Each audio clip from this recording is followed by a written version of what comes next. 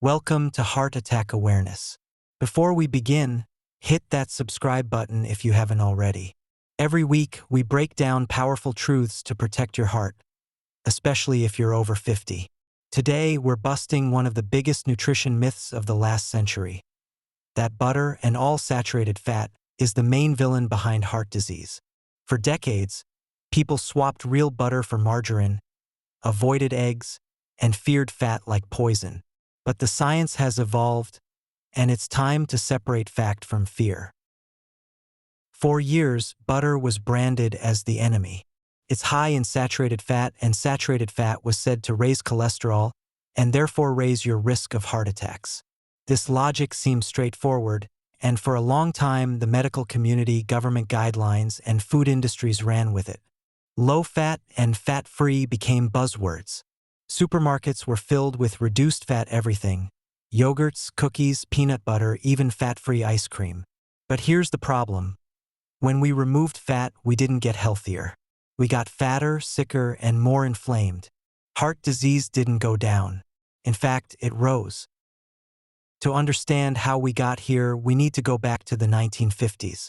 That's when a scientist named Keys proposed the diet heart hypothesis, suggesting that eating saturated fat raised blood cholesterol, which caused heart disease. This theory, though widely accepted, was based on selective data. He chose countries that fit his model and ignored those that didn't. Nevertheless, the idea stuck. It shaped dietary guidelines for decades. But recent research has cast serious doubt on that assumption. Let's get clear on the science. Saturated fat does raise LDL cholesterol, that much is true. But not all LDL is the same. LDL comes in different sizes. Small, dense LDL particles are more dangerous because they can sneak into the arterial wall and promote plaque. Larger, fluffy LDL particles are less likely to cause harm. Saturated fat tends to raise both LDL and HDL, the good cholesterol, and shift LDL particles toward the larger, more benign type. That means its net effect on heart health may not be as harmful as once thought. In 2010, a major meta-analysis published in the American Journal of Clinical Nutrition reviewed data from 21 studies involving over 340,000 people. The conclusion? There was no significant evidence that saturated fat intake is associated with an increased risk of coronary heart disease. Other studies followed, some confirming, some conflicting, but the consensus is clear. Saturated fat is not the lone culprit we once believed. So does that mean butter is good for you? Not quite. Butter is a saturated fat-rich food, but it's also a whole food. In small, reasonable amounts, it can fit into a heart-healthy diet, especially when it's replacing refined carbs or trans fats. But it shouldn't be the main fat you rely on. The bigger picture is this: it's not just about one food. It's about the overall quality of your diet, the balance of fats you consume, and what you're replacing them with. Here's where things get dangerous. When people cut out saturated fat, they often replace it with refined carbohydrates: white bread, pasta, sugary cereals, or processed, fat-free snacks. This actually raises triglycerides, lowers HDL, increases inflammation, and promotes insulin resistance, all of which are worse for your heart than the original fat. That's why low-fat diets often fail and sometimes even worsen metabolic health. Let's talk about the fats that really matter. Trans fats, found in many margarines, baked goods, and processed foods, are undeniably harmful. They raise bad cholesterol, lower good cholesterol, increase inflammation, and damage arteries. They've been banned in many countries, but traces still exist. Always read labels for partially hydrogenated oils. On the other end, we have monounsaturated fats, found in olive oil, avocados, and certain nuts, and omega-3 polyunsaturated fats from fatty fish, flax seeds, and walnuts. These fats have been consistently shown to reduce inflammation, improve cholesterol ratios, and protect the heart. In places like the Mediterranean, where people consume generous amounts of these healthy fats, heart disease rates are significantly lower, despite moderate intakes of saturated fat from cheese or yogurt. Here's something else to consider: the food matrix. Butter, cheese, and even full-fat yogurt contain more than just saturated fat. They also have vitamins, minerals, and unique fatty acids. A study published in The Lancet found that full-fat dairy was actually associated with lower cardiovascular risk in some populations. The point isn't to eat unlimited butter, but rather to avoid isolating one nutrient and blaming it for everything. Nutrition doesn't work that way. Let's also be clear: context matters. If your diet is mostly processed food, and you add butter on top of that, you're heading in the wrong direction. But if you follow a balanced, whole food diet, rich in vegetables, lean proteins, whole grains, and healthy fats, and you use a little butter to saute your spinach, you're probably doing just fine. The damage isn't in the butter itself, it's in the overall pattern. And yet, fear still lingers. Many people over 50 grew up in the low-fat era and still carry the belief that any fat, especially butter, is dangerous.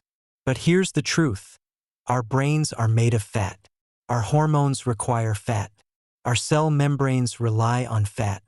Going too low in fat, especially as we age, can lead to hormonal imbalance, poor nutrient absorption, and even cognitive decline.